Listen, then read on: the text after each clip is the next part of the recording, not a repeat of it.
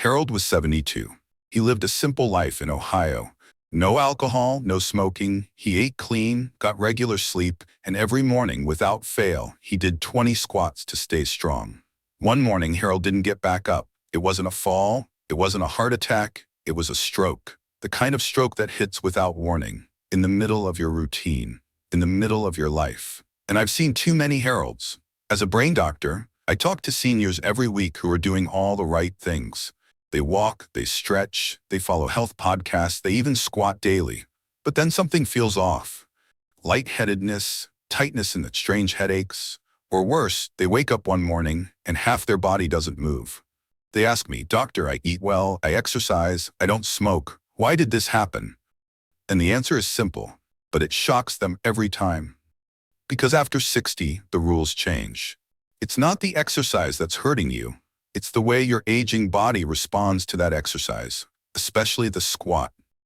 The very movement we believe keeps us fit and young could be the silent trigger for something far more dangerous. When you squat, especially first thing in the morning, your blood pressure surges.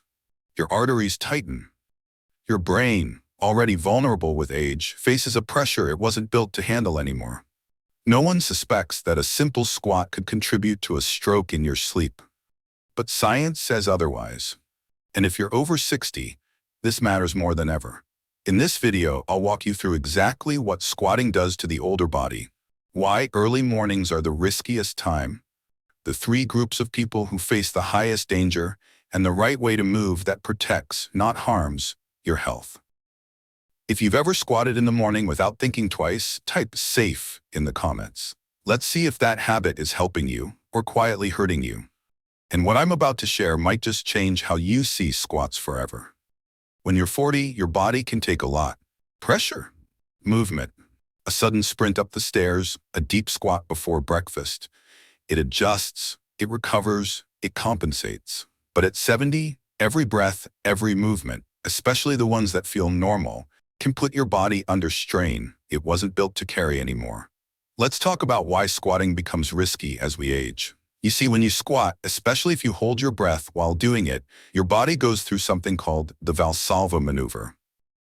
It's a natural reflex where you brace your core and hold your breath to stabilize the spine. It sounds harmless. In younger adults, it usually is. But in older adults, this action rapidly increases pressure inside the chest and belly, squeezes the blood vessels, and sends your blood pressure soaring. That's the first red flag. Now combine that with aging arteries. As we get older, our blood vessels lose their flexibility. They stiffen. Instead of expanding to handle increased pressure, they resist, even crack. This loss of vascular elasticity means that a simple strain, like squatting deeply or holding your breath, can cause microdamage, or worse, trigger an event like a stroke. Then there's your blood. In the early morning, your cortisol levels peak. Cortisol is your stress hormone. It prepares your body to wake up, alert, and moving. But it also makes your blood thicker. Add in mild dehydration from sleep, and your blood becomes more prone to clotting. You're literally more clottable in the morning. So picture this. You wake up, haven't hydrated, you do some squats, you hold your breath, your pressure shoots up, your stiff arteries resist, your thick morning blood struggles to move. And now your brain, a delicate organ that depends on smooth, uninterrupted blood flow, is under sudden threat.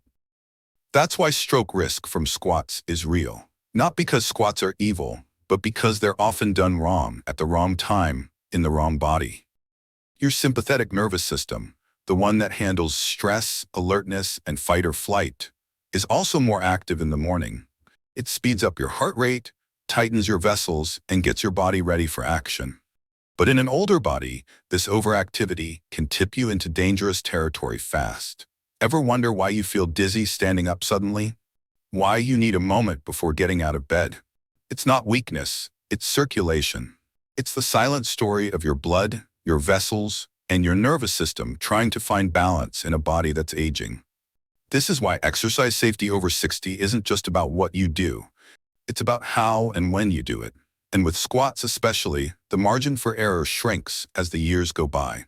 If you've ever felt lightheaded while exercising or noticed your heart racing strangely after a simple move, type check in the comments. You're not alone, and you're not imagining it. Because squats, done the wrong way in the wrong moment, aren't just risky, they can be deadly. And if you belong to one of the following three groups, your risk doesn't just exist, it doubles. Let's be clear. Stroke doesn't spare anyone, but it certainly has favorites. And if you're over 60, there's a real chance you might be one of them. In this section, I want to help you identify whether you fall into one of the three high-risk groups. Groups where squatting the wrong way could tip the scales toward a serious, even life-threatening event.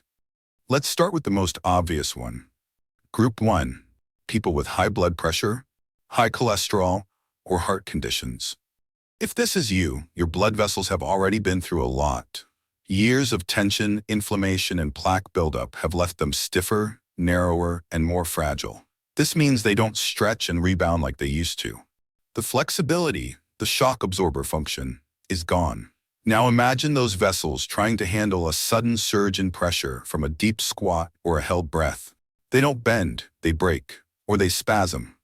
Either way, the result can be a blockage or a rupture in the brain. And here's the kicker.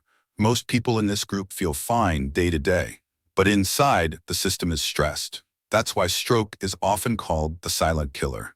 If you've ever been diagnosed with hypertension, high cholesterol, or you take heart medications, you're already in this group. And you need to treat every workout as if your body is running on a narrower road with sharper turns. Group 2. Postmenopausal women. Ladies, I need to talk to you directly here. After menopause, your estrogen levels drop significantly. And estrogen isn't just a reproductive hormone. It plays a vital role in vascular health. One of its hidden powers is helping your body produce nitric oxide, a molecule that keeps blood vessels soft, open, and responsive. Without enough estrogen and without enough nitric oxide, your arteries become more brittle, less adaptable. They're more likely to constrict during stress, like the strain of squatting. And when arteries constrict without room to flex, they increase the risk of pressure damage and clotting. This is why stroke risk increases after menopause, and why women over 60 need to be especially cautious with high-intensity or breath-holding movements. If you've noticed your legs feeling colder, or your hands tingling more often, or you get dizzy more easily, these are signs your vascular system may not be responding as it once did. Group 3. People who are dehydrated or lacking key nutrients and electrolytes. This might sound simple, but it's critical. Your blood isn't just red liquid. It's a precise solution: water, salts, minerals, proteins, all working in harmony. When you're dehydrated or low in electrolytes like potassium or magnesium, or missing key micronutrients like B12 or iron, your blood thickens. Your heart has to pump harder to move it. And your brain? It's extremely sensitive to even small disruptions in blood flow. This group often feels lightheaded, especially in the morning or after standing up quickly. They may experience heart palpitations or feel shaky during exercise. Sometimes they've even fainted, brushing it off as just skipped breakfast. But it's more than that. Thicker blood and irregular heartbeats create the perfect storm for stroke, especially when paired with the strain of squatting. And this group often goes unnoticed because their issues feel mild until they're not. So ask yourself, do you take diuretics or blood pressure pills that flush out electrolytes? Do you drink enough water after waking up? Have you skipped meals recently or followed a restrictive diet? Have you had moments of dizziness you brushed off? If yes, there's a good chance your blood is working harder than it should, and your brain is paying the price. Now here's the good news. None of this means you can't exercise. It just means you need to be smart. Be aware. Adjust your movements to fit the body you have today, not the one you had 30 years ago. So take a moment and note down which group you belong to. You might be in one or even two. And if you recognize someone else in your family who might fall into a different group, share this video with them. This is the kind of knowledge that changes outcomes, not just routines. And if you still think squats are harmless, wait until you see the 5 squat types that carry the greatest risk, especially after 60. You've probably heard the phrase, use it or lose it. And when it comes to staying active after 60, that's absolutely true. But here's something we rarely talk about. Sometimes, how you use your body can be the very thing that leads to losing your independence. And with squats, one wrong move can change everything. Let's go over the 5 types of squats that older adults should avoid because they're not just inefficient, they're downright dangerous. 1. Deep squats while holding your breath.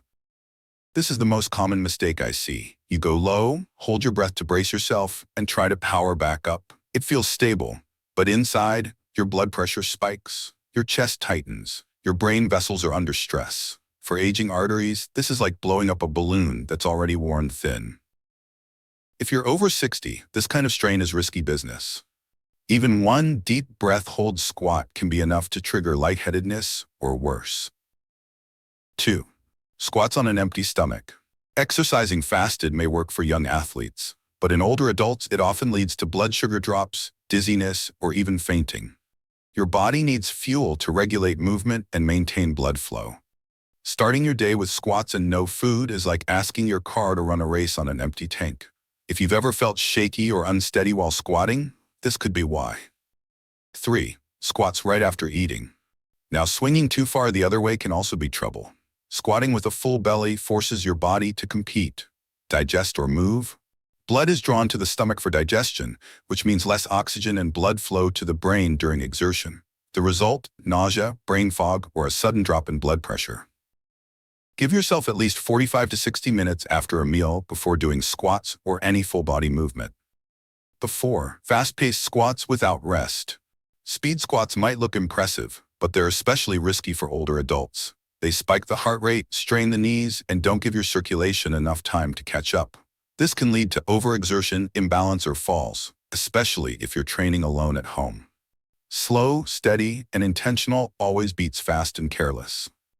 5. Squats with breath holding, again and again. This one's subtle but sneaky.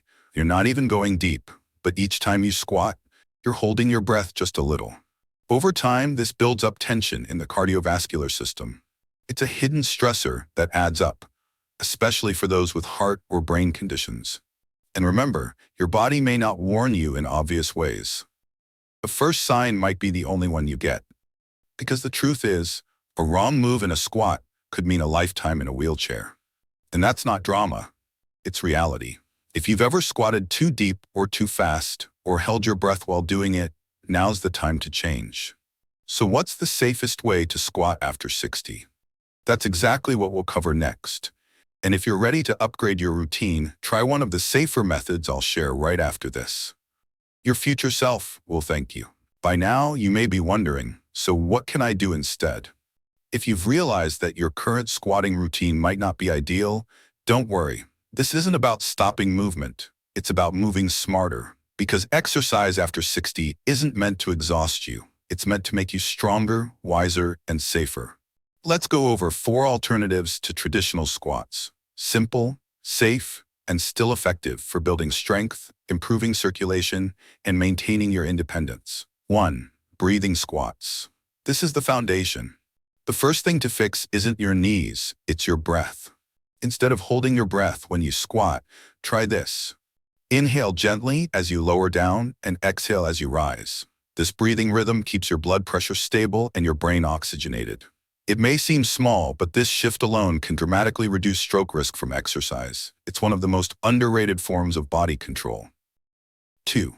Chair squats. One of the safest, joint-friendly ways to build leg strength is using a chair. Stand in front of a sturdy chair. Lower yourself slowly as if you're going to sit, then stop just before you touch the seat and come back up. Or sit down fully and stand back up again with control. Chair squats reduce knee strain, improve balance, and give you a clear safety cue. They're ideal if you've had joint pain or worry about losing stability. 3. Wall squats. Wall squats are fantastic for supporting your spine and reducing heart strain. Stand with your back against a wall, feet a step forward. Slide down the wall until your knees are slightly bent. No need to go deep. Hold for a few seconds, then push back up. This exercise strengthens the legs while giving your heart and brain a gentler workload than freestanding squats.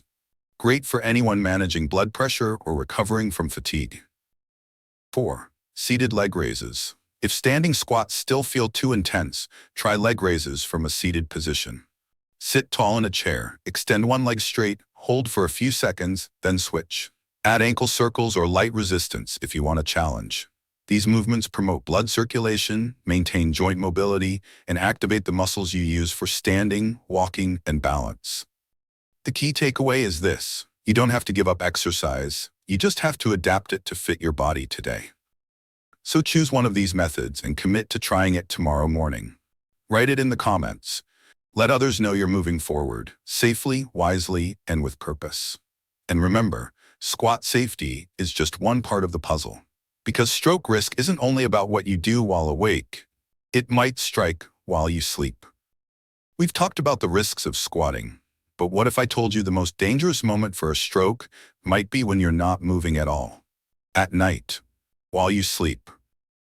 Every day, your blood pressure follows a natural rhythm. It dips during deep sleep. Your body rests, repairs, resets. But in the early hours, often between 4 and 7 a.m., something happens. Your blood pressure spikes sharply. It's your body preparing to wake up, to rise, to take on the day. But for older adults with fragile arteries, this sudden surge can be catastrophic, especially if other silent risk factors are at play. One of them is blood thickness. After hours without water, your blood naturally becomes more concentrated. Combine that with morning cortisol, a hormone that peaks as you wake up, and you've got a recipe for clotting. Another factor? Sleeping posture. If you sleep with your head too low or your neck bent sharply, you may be putting pressure on the arteries that feed your brain. Poor positioning can restrict blood flow during the very hours your brain needs it most. And because it happens quietly, without warning, many people never feel a thing until it's too late. That's how silent strokes happen. Tiny clots, tiny ruptures. They may not knock you unconscious, but they steal your memory, slow your thinking, affect your balance, and over time, they add up. But here's the good news. You can reduce the risk, starting tonight. Drink a small glass of warm water before bed, not too much to disturb your sleep, but enough to keep your blood from thickening too much overnight. Use a medium-height pillow that supports your neck and keeps your head slightly elevated. It helps improve circulation to and from the brain. Practice a few rounds of slow, deep breathing while lying in bed. This helps calm your sympathetic nervous system, stabilizes your blood pressure, and prepares your body for a smoother transition into morning. None of this takes more than a few minutes. But for your brain, it could be the difference between waking up refreshed or waking up in a hospital bed. Not every nightmare ends when you wake up. If you've ever jolted awake in the middle of the night, heart pounding, breath heavy, try one of these tips tonight. Your brain deserves better rest. Because stroke prevention isn't just about what you do in the gym. It's about what you do in the quietest hours of your life. So let's be clear, squats aren't the enemy. Done right, they build strength, protect your joints, and help you stay independent. But done wrong, especially with age, they can become a silent danger. That's what we uncovered today. The real risk lies in outdated techniques, ignoring your body's changing needs, and missing the early signs that something might be off. But now, you know better. You've learned what to avoid, what to adjust, and what to watch for, both while you move and while you sleep. That knowledge puts you ahead. It gives you power. And if there's one thing I want you to take away, it's this. One small habit can either save or sabotage your future. If today's video helped you rethink how you move, imagine what could change if you also knew the early warning signs of a silent stroke. Because yes, most strokes don't start with a bang. They start with small, subtle clues. And catching them early is the key to preventing lifelong damage. So here's your next step. Comment "Heart Safe" if you want a video on the 7 silent stroke warning signs. I read every message, and your voice helps shape what we cover next. Share this video with someone you care about, a parent, a spouse, a friend. You could be the reason they avoid a hospital stay, or worse. And if you haven't yet, subscribe for weekly advice straight from a brain doctor who's here to keep you informed, safe, and strong. This is your health. Own it, protect it, grow it. I'll see you in the next episode.